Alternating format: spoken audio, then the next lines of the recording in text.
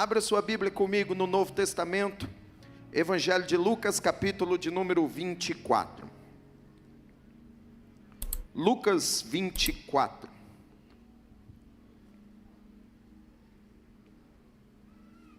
Está aqui também a Nara. A Nara congrega conosco lá em Lisboa. Ela veio aqui me dar um abraço. Eu vi você ali, Nara. Deus te abençoe. Um abraço para toda a família.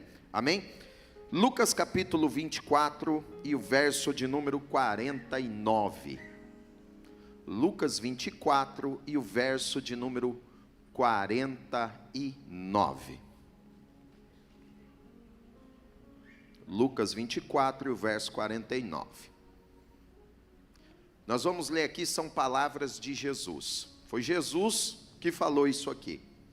E ele diz assim: eu envio a vocês a promessa do meu Pai. Diga assim: promessa do meu Pai. Aqui, quando Jesus fala sobre a promessa do Pai, ele está a falar sobre o Espírito Santo. Então você pode escrever em cima aí com a sua canetinha, ou memorizar, escreva em cima aí do versículo assim: Espírito Santo, ou memorize. Quando Jesus fala aqui sobre a promessa do Pai, ele está falando a respeito do Espírito Santo. A promessa no Pai aqui está a fazer referência ao derramamento do Espírito. Mas eu quero pegar uma palavra que está em destaque ali e falar sobre algo muito especial de Deus. Jesus fala ali, ó: eu envio a vocês a promessa. Promessa. Diga comigo: promessa. E sobre essa palavra, eu já tenho aqui de início algo muito importante para te dizer. O nosso Deus é um Deus de promessa. E o Deus de promessa, Ele tem promessa para a sua vida, Ele tem promessa para a sua casa, Ele tem promessa para a sua família, Ele tem promessa para essa igreja. E eu e você dá um bom glória a Deus, hein? Tem promessa para os teus. Tem promessa para quem está do teu lado, tem promessa para quem está na frente, tem promessa para quem está atrás, tem promessa para quem prega, tem promessa para quem ouve, porque Deus é um Deus de promessas. Pergunte para o vizinho: você tem alguma promessa de Deus? Tem promessa de Deus na sua vida? Tem alguma palavra para você? Eu envio a vocês a promessa do meu Pai. Então a primeira boa notícia: Deus é um Deus de promessas. Segunda boa notícia da noite: o Deus que faz a promessa, Ele é poderoso para cumprir a promessa. Boa, vamos lá. O Deus que faz a promessa, Ele é poderoso para cumprir a promessa.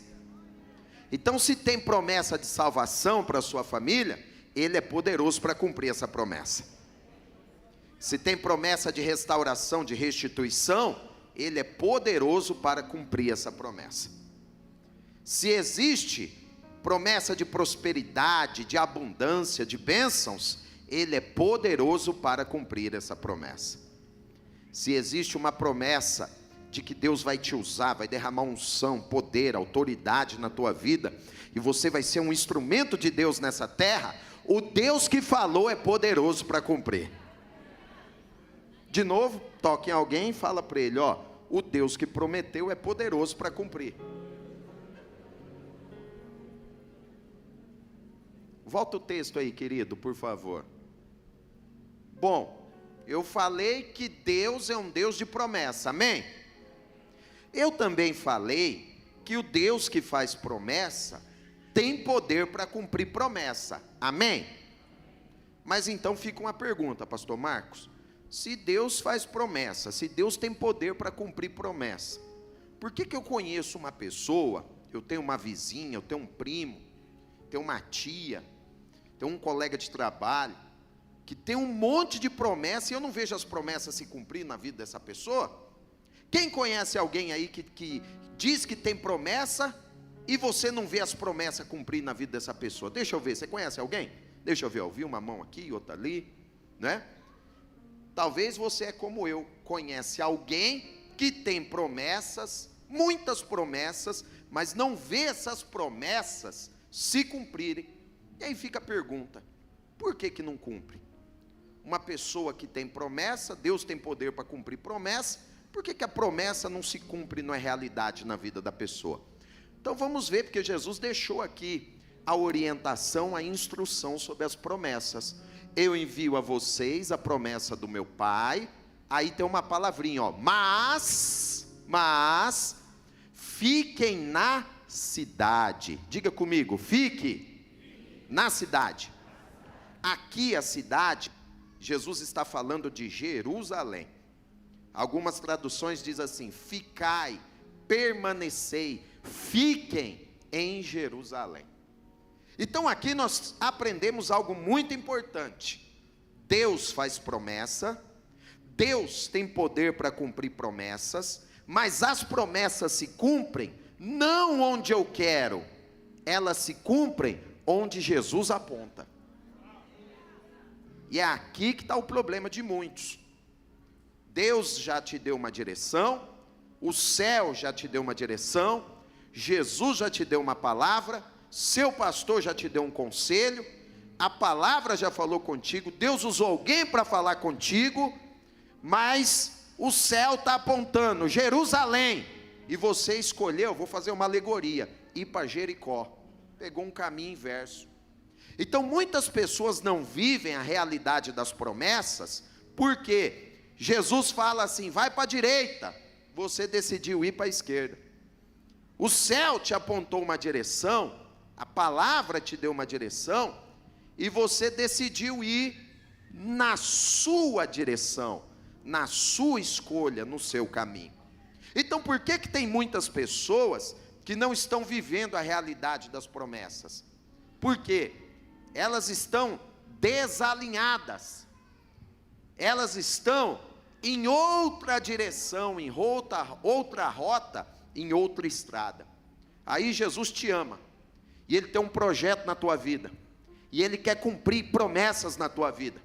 Aí Ele trouxe um pregador lá de Portugal para te dizer: nós estamos nos últimos meses do ano, sabe o que é hora de fazer? É hora de alinhar os nossos pés com o caminho do Senhor. É hora de alinhar o nosso relógio com o relógio de Deus. É hora de alinhar os nossos pés no propósito do Senhor. É hora de alinhar a nossa vida com a direção de Deus. Eu não sei que caminho você tem andado, que rota você tem pego, mas é a hora e o momento de você se posicionar e andar na direção que Jesus trouxe para a sua vida.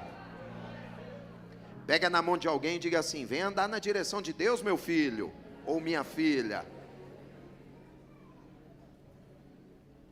Vem andar na direção de Deus. Então a promessa, Jesus está falando assim: o Pai vai cumprir a promessa, eu vou enviar a promessa, só que o Espírito será derramado, a promessa vai se cumprir, não é onde vocês querem, é onde eu estou apontando. Então se vocês querem viver essa promessa, devem ficar em Jerusalém, tem que ficar. Então eu estou falando para alguém, preste bem atenção, que o céu está à espera de um posicionamento seu depois dessa mensagem. O céu está à espera de um posicionamento. Por exemplo, eu vi o pastor Marcos falando aqui no vídeo sobre o batismo que vai acontecer em dezembro.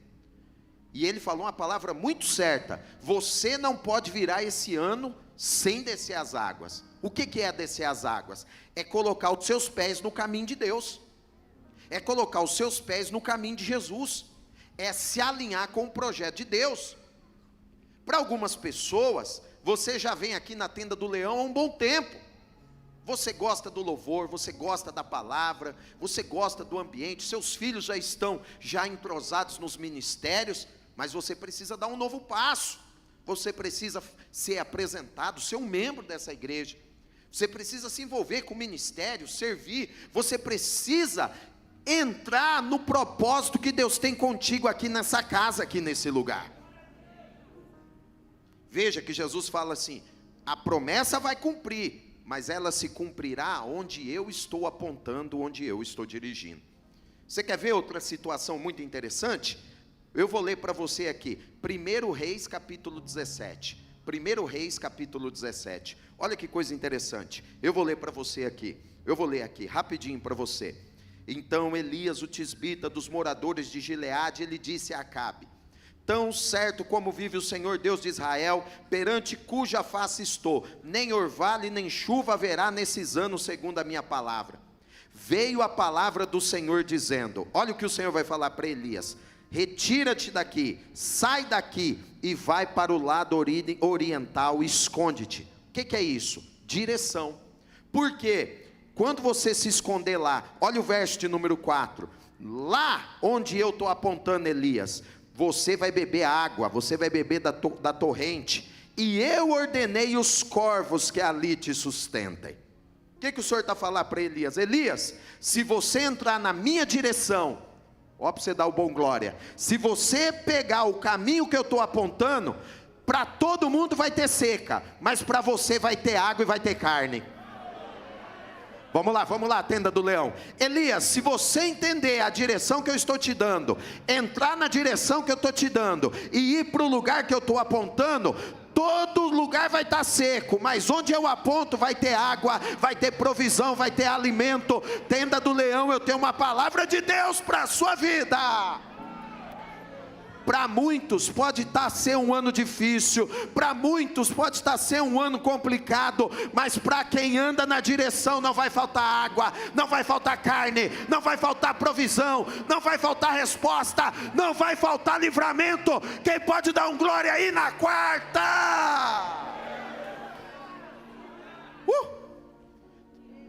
Eu não sei quem é o autor dessa frase, pastor Marcos, eu já vi muita gente falando, mas ela cabe aqui.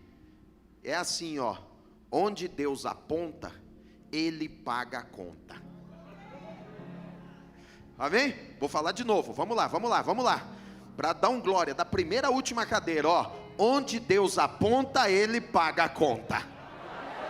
É, aleluia. Pega na mão de umas duas pessoas e fala assim: onde Deus aponta, Ele paga a conta. Aleluia, aleluia. Então não temas a direção do Senhor, não temas entrar no caminho da direção do propósito de Deus. Não temas, porque o Senhor está dizendo: Elias, lá no Querite não vai faltar água, lá no Querite não vai faltar carne, na direção eu cuido da tua vida. Volta para o texto de Marcos,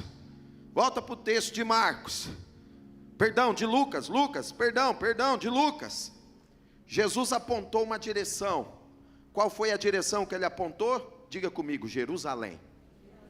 De novo, bem alto, 1, 2, 3. Jesus apontou Jerusalém. Só que tem um problema. Qual é o problema? O que significava Jerusalém para aqueles discípulos? O que significava Jerusalém para aqueles homens? Primeiro, Jerusalém foi o lugar que Jesus foi preso, julgado, condenado, açoitado, crucificado e depois sepultado.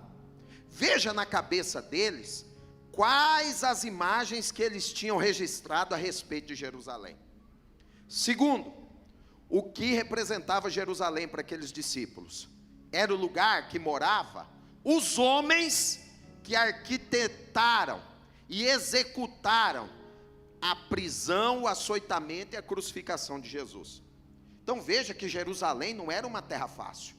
Imagine na cabeça deles, se esses homens fizeram tudo o que fizeram com Jesus, imagina o que eles podem fazer se eu cair na mão deles.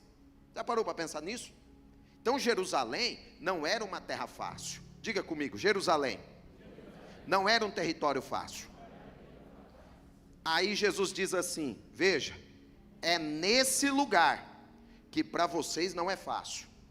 É nesse lugar que para vocês talvez não traz uma boa lembrança, uma boa memória. É nesse lugar que parece até ser difícil e perigoso. É nesse lugar que eu quero e que eu vou cumprir as minhas promessas. Sabe qual é o nosso problema?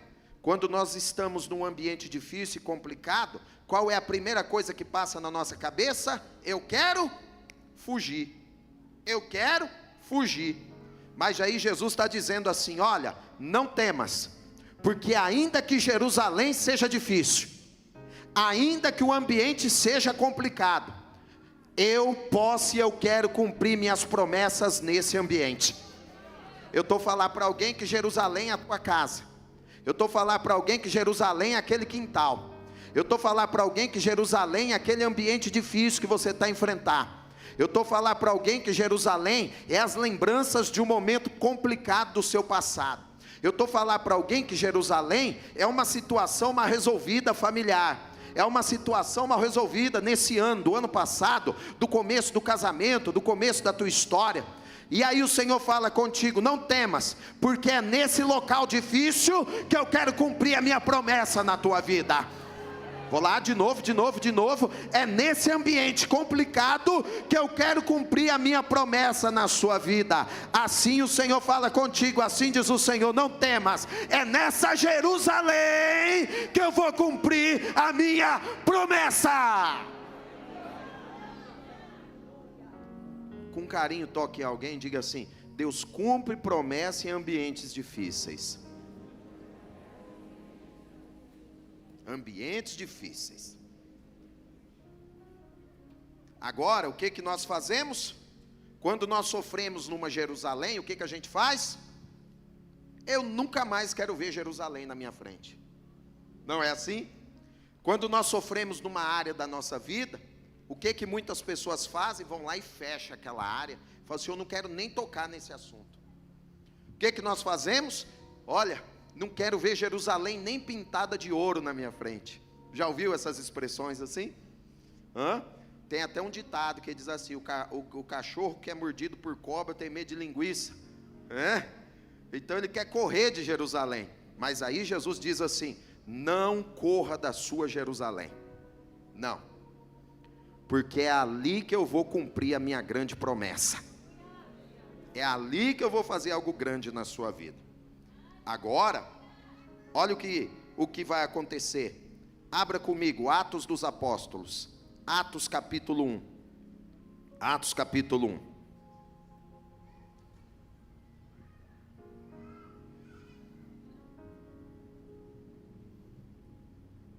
Atos capítulo 1 e o verso de número 6. O que vai acontecer com os discípulos? O que vai acontecer com os discípulos? Eles vão acatar a direção de Jesus. Eles vão acatar a instrução de Jesus. Aí Jesus vai falar para eles assim, ó, vai ter um diálogo agora, Jesus com os discípulos. Os que estavam reunidos perguntaram: Senhor, é nesse tempo que vai restaurar o reino a Israel? Segue. E ele respondeu: não compete a vocês saber os tempos ou as datas que o Pai estabeleceu pela sua própria autoridade. Agora olha o verso 8 aí para você dar um bom glória a Deus. Olha o verso 8. Ele diz assim: mas receberão poder. Boa. Quando o Espírito Santo descer sobre vocês. Olha lá. E vocês serão minhas testemunhas onde, gente? Hein? O que acontece quando nós enfrentamos a nossa Jerusalém? O que acontece quando nós enfrentamos os ambientes difíceis e dolorosos da vida? O que acontece quando nós alinhamos o nosso pé com a direção e o propósito de Deus para a nossa vida? A primeira coisa que acontece: o Senhor derrama sobre nós poder. Aleluia. O inferno quer transformar você num fujão. O inimigo quer transformar você numa fujona, correndo de cidade em cidade, de relacionamento em relacionamento, de igreja em igreja, de situação em situação. Mas Jesus está dizendo: se você encarar, se você enfrentar, eu tenho poder para derramar na sua vida. Aleluia, de novo. Quem fica em Jerusalém, a promessa é que Deus vai derramar poder. Quem encara Jerusalém, a promessa é que o céu vai derramar poder. E eu tenho uma boa palavra para você. Você pode ter começado o ano fraco, mas vai terminar o ano poderoso. Você pode, minha irmã, ter começado o ano em fuga, mas você decidiu se alinhar, você decidiu se posicionar, e a promessa é essa: quem encara Jerusalém, recebe poder do alto. Glória!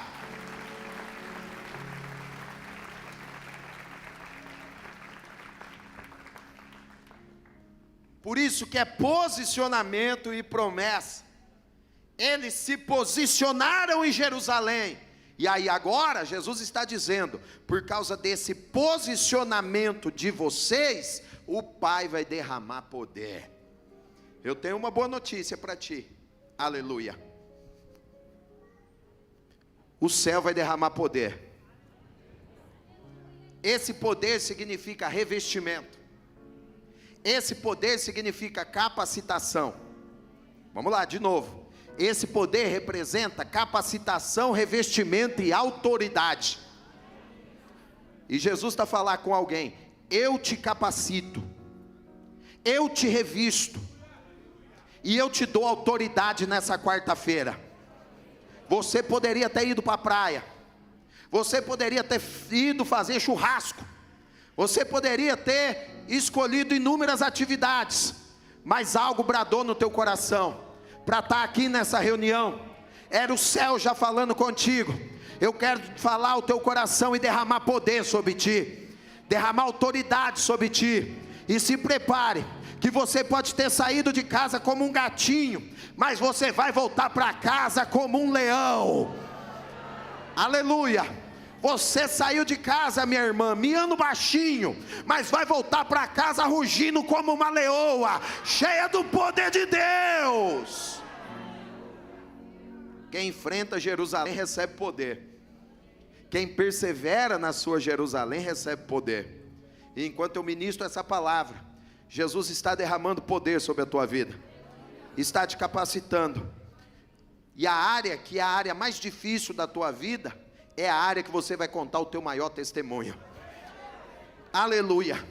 A tua Jerusalém talvez é uma história familiar, difícil e complicada. Aleluia. Mas eu sinto graça de Deus hoje aqui nessa noite, porque Deus vai te capacitar e vai derramar poder na tua vida, e você vai vencer na tua área familiar. E essa área que antes era difícil e complicada, será o grande testemunho que você vai contar daqui a alguns dias. Vocês receberão poder. Ou seja, Deus cumpre as promessas nos ambientes difíceis. E no ambiente difícil, agora eles são revestidos e capacitados.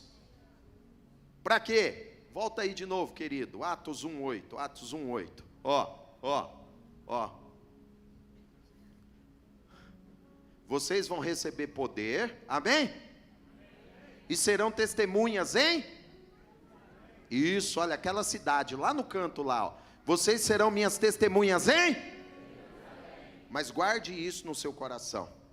Você persevera em Jerusalém, você fica em Jerusalém, você luta em Jerusalém, você recebe em Jerusalém. Você está encarando uma situação difícil e dolorosa, está recebendo autoridade, está recebendo poder, está recebendo capacitação.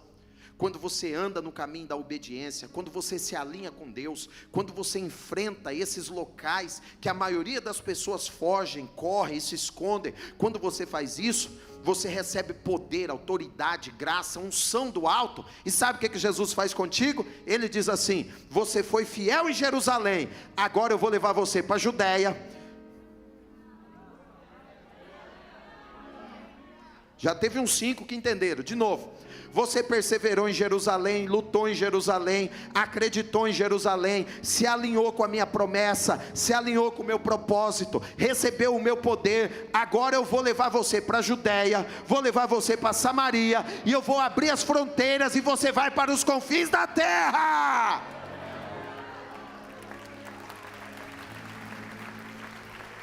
Sabe o que isso significa? Aleluia.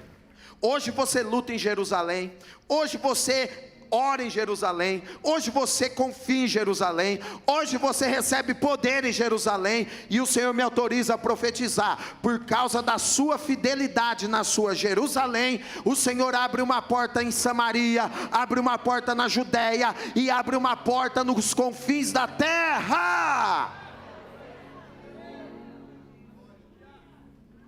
Aí tem gente, pastor Marcos, que hoje ele trabalha e produz e vende o negócio dele, o produto dele em Jerusalém. Tem gente que o serviço dele ele presta serviço em Jerusalém. Tem gente que a marca dele é conhecida em Jerusalém, mas você decidiu confiar na promessa. Você decidiu acreditar na promessa. Alguém te ofereceu até um caminho mais rápido, mas você entendeu: eu vou andar debaixo da nuvem da direção e da promessa.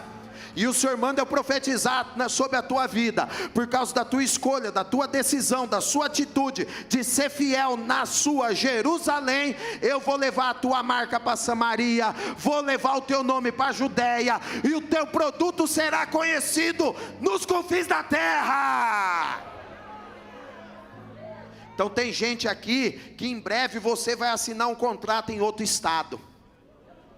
Alguém deu glória, isso é bom, isso é bom. Tem gente aqui que em breve vai receber um pedido de outro estado. Tem gente aqui que em breve vai assinar um contrato com uma cidade um pouco mais distante. Tem gente aqui que em breve, agora essa é para dar o melhor glória a Deus. Tem gente aqui que em breve vai assinar contrato, vai receber pedido até de outras nações. Quem pode aplaudir, dá glória aí.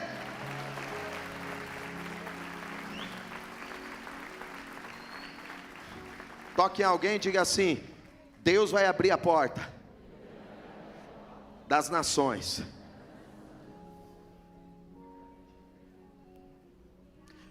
Aí tem gente que o teu ministério hoje é Jerusalém. Deus está fazendo algo na tua vida, na tua Jerusalém, mas você decidiu ser fiel ao teu pastor. Isso é bom. Você decidiu honrar a Deus no teu ministério. Você decidiu honrar o Senhor nessa casa. Se prepare. O Deus que está fazendo a tua Jerusalém vai abrir a porta de Samaria, vai abrir a porta da Judéia e vai abrir a porta das nações. E quando eu prego essa palavra, sabe o que eu vejo? Ó, põe o texto aí de novo, querido. Ó, Jerusalém, Judéia, Samaria, confins da terra. Vou voltar. Jerusalém, Judéia é uma fronteira, é um muro que é ultrapassado, é um limite que é ultrapassado. Judéia, Samaria é outra fronteira, é outro limite, é outro muro que é atravessado. Samaria, os confins da terra, outro limite, outra fronteira, outro muro que é atravessado. Sabe o que significa? O poder de Deus te capacita a saltar os limites, a saltar as fronteiras, a saltar os muros.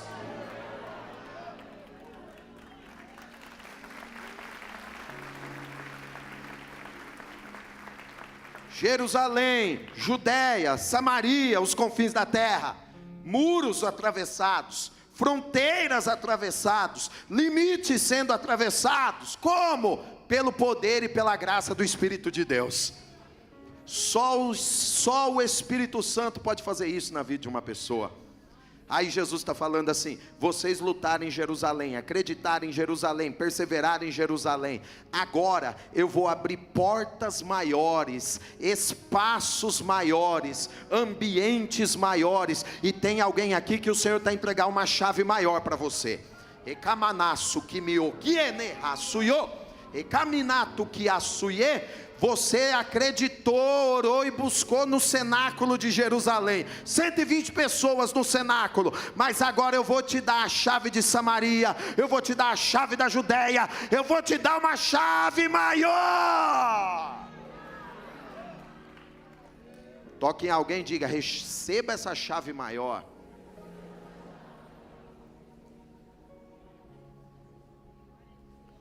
Tudo isso por quê? Eles perseveraram em Jerusalém.